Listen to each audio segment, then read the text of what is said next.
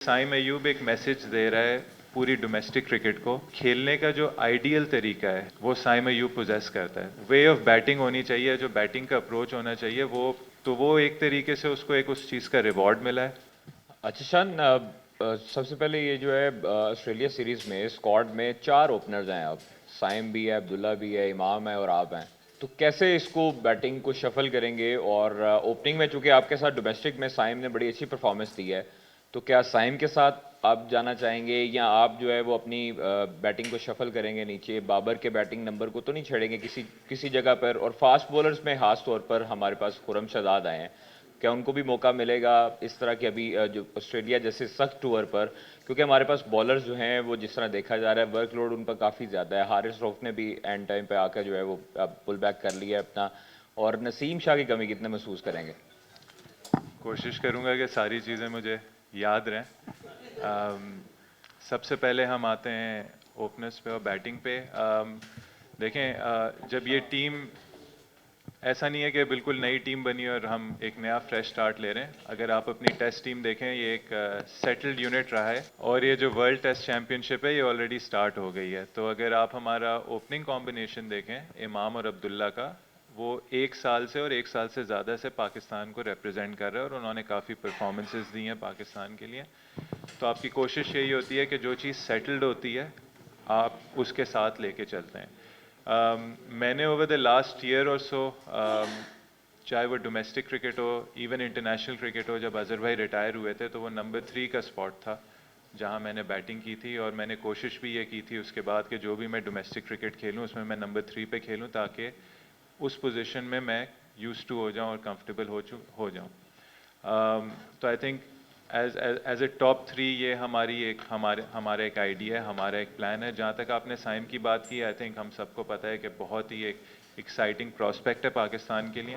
और एक साइम अयूब एक मैसेज दे रहा है पूरी डोमेस्टिक क्रिकेट को कि खेलने का जो आइडियल तरीका है वो साइम अयूब पोजेस करता है। तो हम चाहेंगे कि जो भी डोमेस्टिक क्रिकेट में बैट्समैन हैं जो बैटिंग कर रहे हैं, उनकी उनकी जो वे ऑफ बैटिंग होनी चाहिए, जो बैटिंग का अप्रोच होना चाहिए, वो इस टाइप का होना चाहिए। तो वो एक तरीके से उसको एक उस चीज़ का रिवॉर्ड मिला है। आई थिंक बाबर आजम हमारे बेस्ट बैट्समैन है। उनकी पोजीशन कोई नहीं छेड़ेगा, उनकी नंबर 4 है और आप अपनी टीम हमेशा अपने बेस्ट बैट्समैन के अराउंड बनाते हो।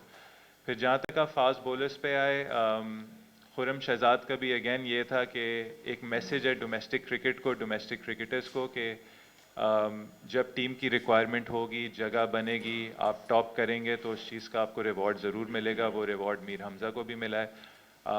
आपने हारिस रऊफ़ का नाम लिया, वर्कलोड का नाम लिया। देखें, मेरी तरफ से आप एक प्लेयर की ख्वाहिश कर सकते हैं बट समटाइम्स वो प्लेयर अवेलेबल नहीं होता। हारिस रऊफ़ हमारी ख्वाहिश थी। हम समझते हैं कि हमें ऑस्ट्रेलिया में एक उनके पास एक वो एडिड चीज़ थी पेस की, जो ऑस्ट्रेलिया में हमने देखा हुआ है कि मार्क वुड ने भी अच्छी बॉलिंग की हुई है।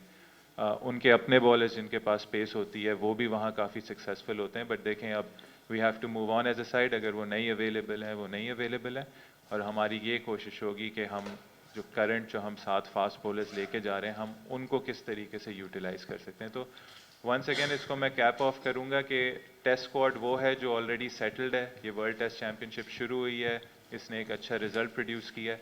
तो आपको ज़्यादा चॉपिंग एंड चेंजिंग इसमें नहीं नज़र आएगी।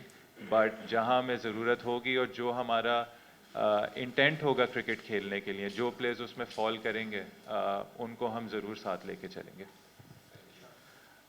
जीशान, आपने जैसे आपने कहा कि सेटल टीम है, टेस्ट टीम, ज़ाहिर सी बात है टॉप ऑर्डर तो सेटल है। मिडल ऑर्डर में हमेशा हमारा इशू रहा है, हम शफल करते रहे और एक टाइम पे हमने 2 कीपर भी सरफराज और रिजवान को इकट्ठे खिलाया। तो क्या आप भी इस कॉम्बिनेशन को रिपीट करेंगे? और दूसरा ये कि जो सीनियर क्रिकेटर वो बड़े क्रिटिक हुए हैं, उनके लिए कोई मैसेज देंगे आप? देखिए, सबसे पहले जो वही बात की है, जब सेटल टीम होती है तो आप फिर कंडीशनली चलते हैं या खुदा ना खास्ता कोई इंजरी होती है तब आप उस चीज़ को कुछ देखते हैं। जी, टैक्टिकली जहाँ हमें एक्स्ट्रा बैट्समैन खिलाना हुआ, और हो सकता है ऑस्ट्रेलिया में ऐसी कंडीशंस आपको प्रेजेंट हों कि जहाँ आपको एक स्पिनर को ड्रॉप करना और एक एक्स्ट्रा बैट्समैन खिलाना हो, वहाँ हम इस चीज़ पे ज़रूर गौर करेंगे। लेकिन जब सेटल्ड होती है आप कोशिश करते हैं कि उसी आप कॉम्बिनेशन से जाएं, क्योंकि टेस्ट मैचेस में आपको 20 आउट करने हैं। आपको कहीं ना कहीं स्पिनर भी चाहिए, चाहे वो ऑस्ट्रेलिया हो, चाहे वो इंग्लैंड हो, चाहे वो पाकिस्तान हो, जो भी कंडीशंस हो। तो कोशिश होगी कि 20 आउट करने के लिए आपको 5 बॉलर्स भी चाहिए। तो इसलिए हमने 18 का स्क्वाड जो बनाया, हमारा जो पूरा फोकस था वो यही था कि किस तरीके से हम रन्स कर सकते हैं और फिर हम 20 आउट कैसे कर सकते हैं। तो ये चीज़ें वहाँ जाके हमारे लिए ज़्यादा क्लियर होंगी। यहाँ बैठे बैठे इतना आसान नहीं है कहना, क्योंकि लास्ट टाइम हम 4 साल पहले ऑस्ट्रेलिया गए थे। 4 साल में बहुत कुछ बदल जाता है। फिर जहाँ तक आपने क्रिटिसिज्म की बात की, देखिए क्रिटिसिज्म होगा, कंस्ट्रक्टिव क्रिटिसिज्म होगा। हमारी चीज़ है कि हम हर चीज़ को ऑन बोर्ड लेंगे, लेकिन हम एज ए टीम, हमारा एक गोल है, हमारा एक टारगेट है, हम उस पर ही रहेंगे। उसके बाद जो रिजल्ट होगा उसकी रिस्पॉन्सिबिलिटी हम लेंगे, खुद ही लेंगे, और कोशिश करेंगे कि जो चीज़ें अच्छी नहीं हो रही उनको बेहतर करें।